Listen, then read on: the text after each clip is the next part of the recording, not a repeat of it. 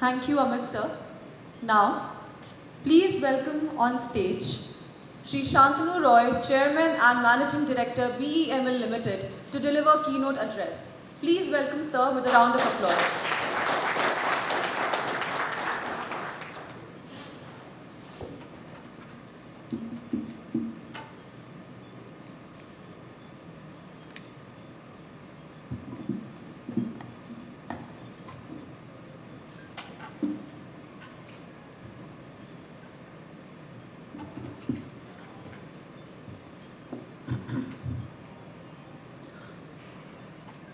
Very good morning,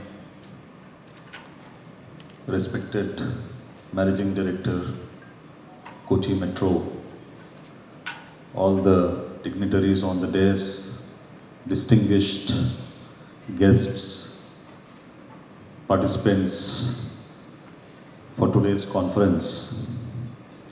It gives me immense pride to be here today and to share some of my thoughts as well as BML's vision that touches the daily lives of every citizen in this country, urban mobility.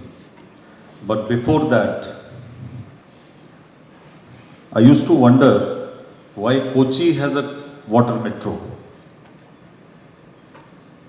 So we have heard about Venice, the city of canals and the waterways of Venice.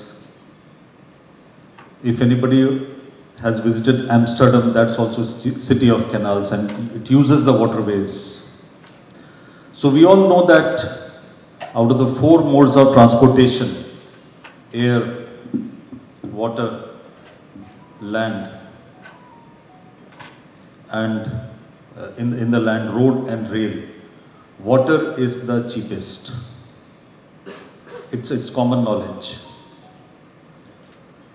And a city like Kochi, which has a very rich and abundant waterways and canals, it was very apt that it comes out as one of the most preferred modes of travel and connecting people from the nearby islands to the city. 2 things are very important in urban mobility. First is the affordability, second is the sustainability. And urban mobility is not merely about moving people from one point to another. It is about connecting aspirations, enabling opportunities, and creating places that are sustainable and livable for generations to come.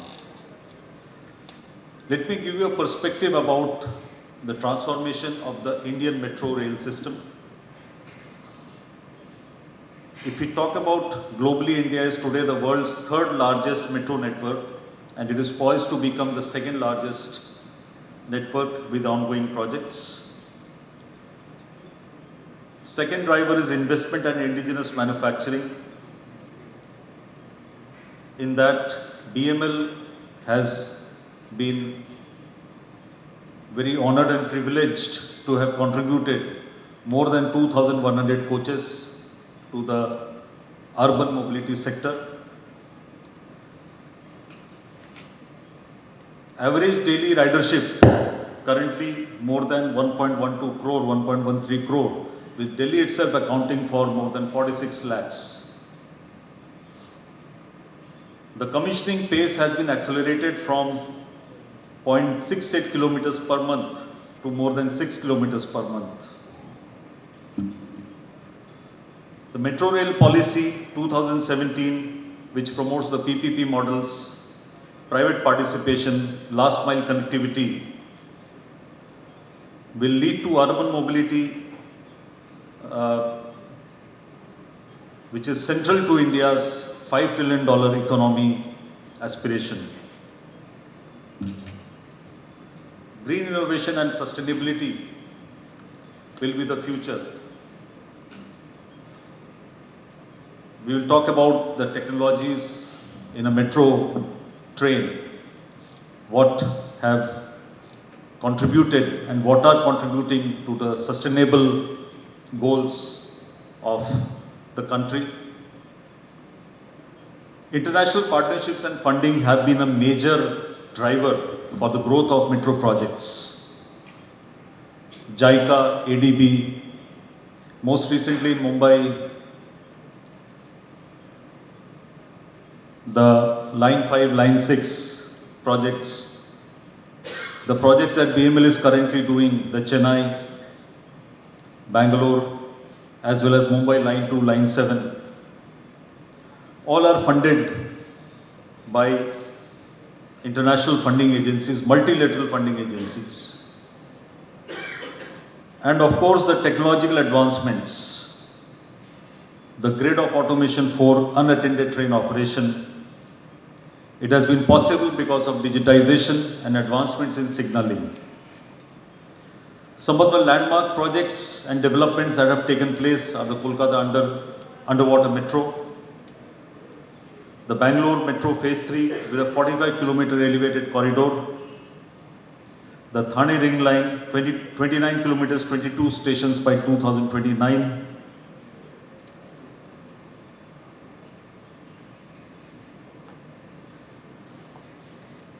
the Meerut Metro, which will be integrated with the Delhi Meerut RRTS, and so on and so forth. But can we ignore the global context? No. It is our Honorable Prime Minister's vision, driven by Viksit Bharat 2047 and Make in India Atmanirbharta. Make in India, make for the world.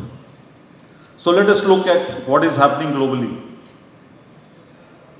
The global metro and rail pipeline is valued at nearly 5.9 trillion US dollars, with rapid urbanization being the key driver, climate imperatives, automation and digitization, multimodal integration, innovative financing. If we look at